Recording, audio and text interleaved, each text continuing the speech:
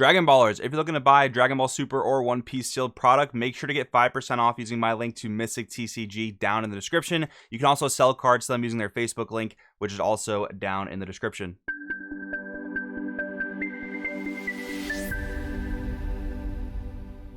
Yo, what's going on, Dragon Ballers? Welcome back to another video. This is a video that I did not think I was going to be allowed to make, and I am so happy and so grateful that is not the case. First and foremost, super huge shout out to Bandai for giving me the permission to stream the online client beta for the Dragon Ball Super card game. Yes, all those NDA comments I know are still going to come through. I was allowed to stream this client to you guys, and I'm so grateful for that. And I'm so happy it worked out that way because it was honestly such a pleasure. Like, the client was awesome. I had a great time. We're going to talk all about my experiences with the client in this video. I basically want to chop it up into three things. The majority of this video is going to be about all the great experiences I had with the client. Like, it was honestly such a pleasant surprise to see a game that is rather early in development feel so fresh and so polished, and it was really good. So we're going to talk mostly about the good experiences I had with the client. I'll show you guys some footage as well.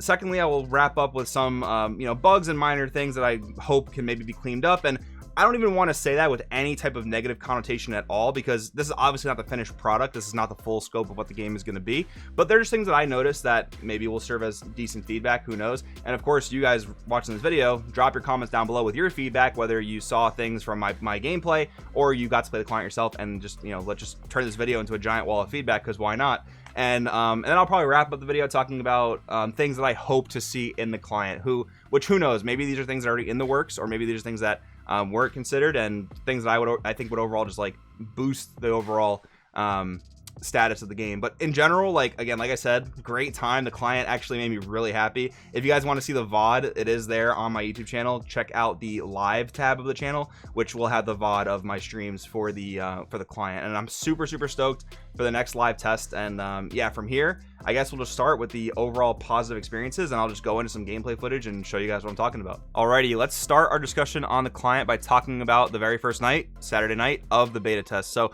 once Bandai announced on their Facebook page that the client and the beta was live, everyone was trying to log into the beta, and I'm not sure if this is the case for all players or just most players, but a lot of us were not able to actually get into the client. There seemed to be a game-breaking bug that was preventing people from even getting into the client or even finishing the first tutorial, and that was kind of unfortunate. That didn't start off the best pace for the client, right? But what was awesome, Bandai addressed on their Facebook page very quickly as soon as they found it out, and they were able to resolve the issue in, I want to say, about 40 minutes, which I was just happy they were able to resolve it that very night, and we were able to continue with the beta test. And to be honest with you, the speed at which they resolved that issue kind of immediately instilled a lot of trust with me personally for their care and quality they want to put towards this client, because after that bug was resolved, I personally did not experience any more bugs for the rest of the test.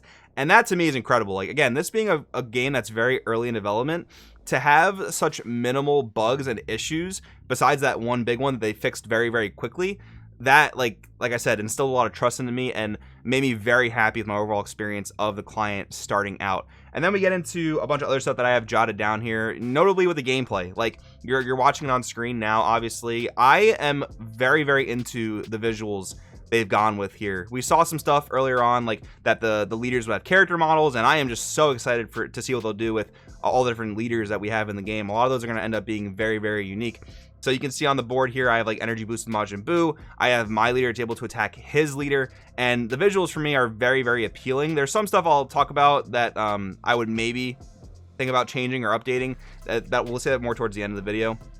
But one thing I want to talk about here, the drag mechanics of this client are really good. You guys just saw me drag that energy boosted Majin Buu to my energy area, and that just started the whole process of like playing the card. So the fact that it's not all like kind of point and click and too clunky, I really like that. And you have the option to do both. You can click on the leader and click the attack button to declare an attack, but I can also drag from my leader to my opponent's leader and initiate an attack that way. The way they initially teach you in the tutorial is to click on the attack button, and then you'll drag from there onto who you want to attack. But you can forego that clicking step altogether and just drag your leader to their leader, and it'll initiate an attack. Same thing with battle cards. You can initiate attacks just by dragging, and you can rearrange your hand by dragging. Those mechanics that I imagine are very difficult to code were actually done really, really well. Next thing I want to talk about, we have the Awaken mechanic, which you're seeing right here on screen. This thing looks so cool.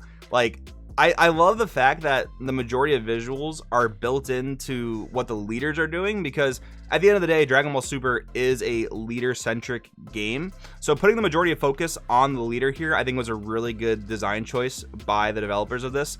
And yeah, that was just so awesome. I personally am a super huge fan of the Dragon Ball Xenoverse games, and for these to pull some graphics from Xenoverse itself, I was really happy about. Now, one thing I want to point out as well, we're watching a recording of a recording of a recording, basically. So the quality that you guys are seeing right now isn't even doing it full justice. The game looks even better than this, and I would argue to say this looks pretty good. But yeah, like, you're watching a video that's being rendered over a couple times now, because it's me recording my stream, which was recorded up to YouTube. So yeah, like, the quality is even better when you're actually just playing the client itself, and that was another thing I was very, very happy about.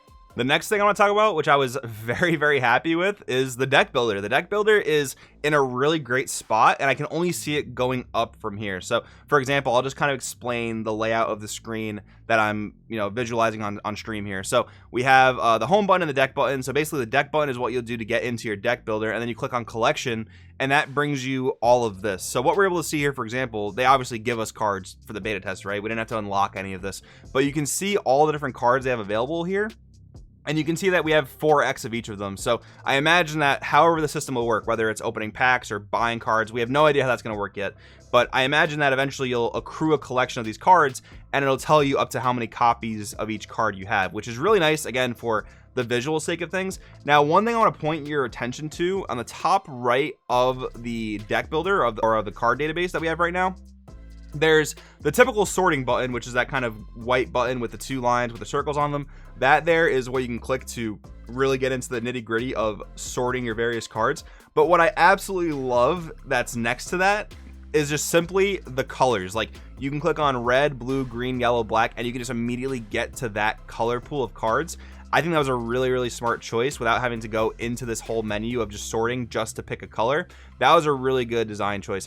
And then they seem to also have like a favorite button next to that. I didn't end up favoriting any cards or seeing how that exactly worked. But if there are cards you want to reference commonly, you can do that, which I do think is pretty cool as well. One more thing I want to point your attention to is that when we blew up a card to look at it, they had this feature where I'm able to turn the card around, twist around, and look at it. And I don't think that actually serves any functional purpose, but that is also just another thing about the client that really led me to think, like, wow, they actually put a lot of time and care into this, because that's like seemingly a needless feature, but I imagine it wasn't simple to put that into the game. Maybe I'm completely wrong. Maybe my computer science nerd viewers will be able to correct me on that, but like, that just seemed to be a very cool feature. And again, with all the stuff they put into the deck builder here and the visuals of the game, I'm overall like super happy with my experience from the beta test. This is another example of why I liked it so much. And on top of that, load times were also very, very quick. And of course, that can change when like the game actually releases. Maybe there'll be a ton more players, and that could obviously, impact servers and everything like that. But they had a beta here which was not overloaded in the slightest, which I actually liked a lot, because one beta that is coming out at the same time as this is like the Diablo 4 beta, for example, and that is obviously a much bigger game, so it's not even like a fair comparison. But that beta is having tons of problems with crashing, kicking people out, and once in a while, like, that would happen here too. Like, I think it happened to Danny once while we were on stream. He got kicked out of the beta. But like, for this to have like such minimal issues and to flow so smoothly and to have exceptionally minimal bugs was really positive overall, and I had a really great time with this. Now here we'll start the part of the video where I wanted to talk about some things that I would like to polish up, and there's things that I noticed. I mean, they're not problems, they're pretty subjective overall, but I'll just give my take on them. So for example, you can see in the bottom left corner, that's my energy pool. And that's obviously pretty tough to tell if you, one, never played this beta before, and two, if you're just only familiar with IRL Dragon Ball, it's kind of hard to tell that down there is the energy pool unless someone points it out to you like I'm doing now.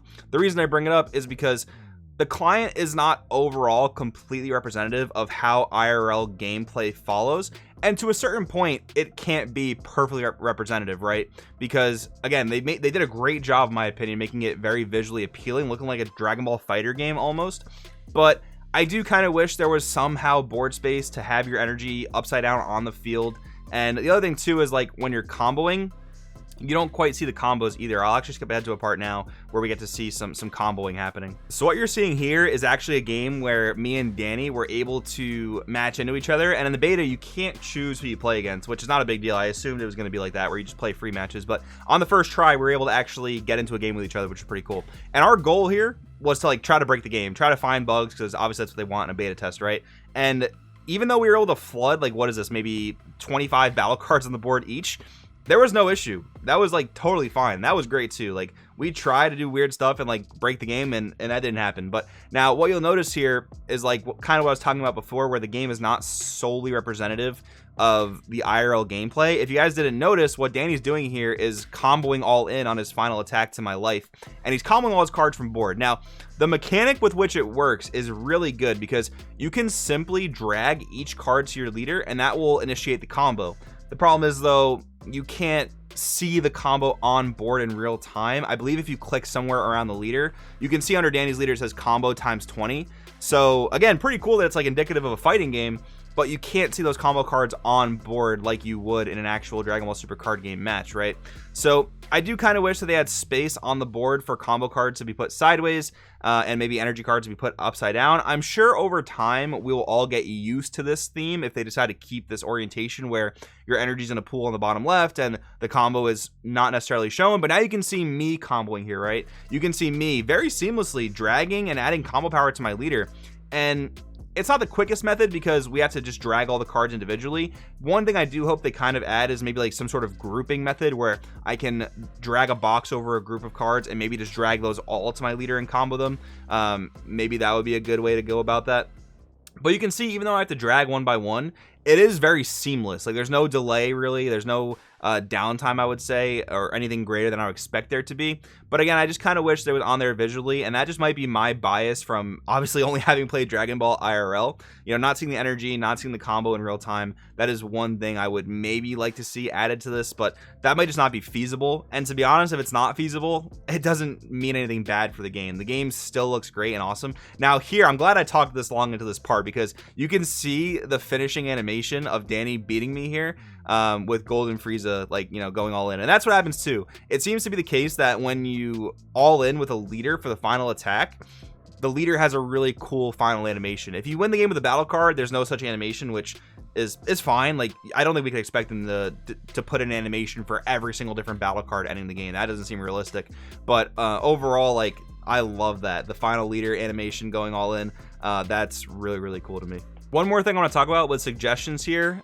So we're testing a game with Zamasu, and we're playing Gowasu to the board. Now, Gowasu is a card that says look at up to top 3 and add a god. Now, if you'll notice, the game just brought all the top 3 cards to my hand, and I selected one of them.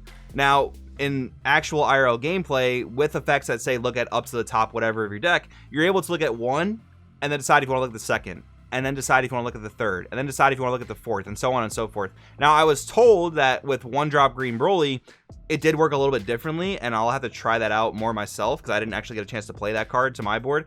So I'll have to see how that works. But regardless, like, it should work with Gowasu, right? You should be able to look at the top one and then decide if you want to look at the second, just so that it matches up with IRL gameplay. And I know that's kind of like nitpicky, and I don't really mean to be nitpicky, but that is actually relevant in competitive play with certain abilities. Like, the Red U7 Invoker deck is actually a really big example of where that's relevant, because certain cards you don't want to put to the bottom of your deck, right? If you look at the top 2 cards and one is a super combo, one's a secret rare, well, now you got to bottom deck your super combo, right? So that doesn't feel great. Where in that previous case, you could have looked at the top card, it could have been a super combo, you could have just taken it, right? So that's one example of something I hope they clean up. But again, like, I have nothing but the highest hopes for this because of how positive this overall client experience was. I'm sure they're gonna iron that out, and I'm, again, very, very confident about that. So I think that pretty much sums it up for my pros and cons of this experience with the beta. Again, it was extremely overwhelmingly positive, and I'm super happy to report that, because I love this game, guys. I am so happy this client came out looking the way it did, and that it's only gonna go up from here. I am so excited about that.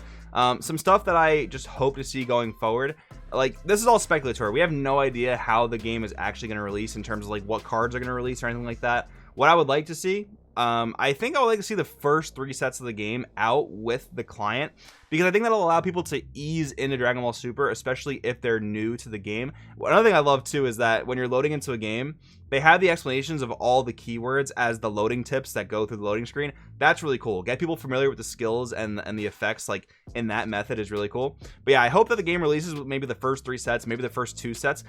But I think they should probably implement all bans and erratas immediately, because even though certain cards were maybe not broken until certain formats happened, I think it's still just probably overall better for the game to have like Senzu Bean only work defensively from day one, right? Because there were many sets where Senzu Bean offensively was very broken, where if Senzu Bean is only defensive, it would probably be a lot more balanced, and I guess you could say a lot more fun in that case. So if they do start with the first 3 sets, for example, you'll have Mecha Frieza in its errated form, and you'll have Shugesh banned, which probably will lead to a pretty good format. Like, who knows, maybe something will be broken. I can't tell you from off the top of my head, but that's how I would like to see the client release. And another thing I'm super excited to see too is we have weird leaders now, like Android 13, the red leader, for example, that starts off as Giroux's computer. So I wonder how they're going to visualize that, like being Giroux's computer, then awakening, and then turning into Android 13, and then Z leaders going on top of that. That's crazy. And there were no spaces on this client yet for like Z Energy or Z Dex, so that might be even further indication that we'll probably start with the client, like maybe the first couple sets of Dragon Ball, maybe the first 2, maybe the first 5, who knows, I have no idea. That's something that I thought would be a cool start to the game, again, to 1, get people eased into Dragon Ball Super if they're new, and 2, like allow the veteran players to revisit older formats in different stages of balance, hopefully better stages of balance. That'd be very cool. But yeah, I had a great time with this beta, guys. I want in the comments below, what do you think about the beta if you played it? What do you think about the gameplay that I showed you guys on screen here? Let me know. Thank you guys for watching. I'll see you in the next video.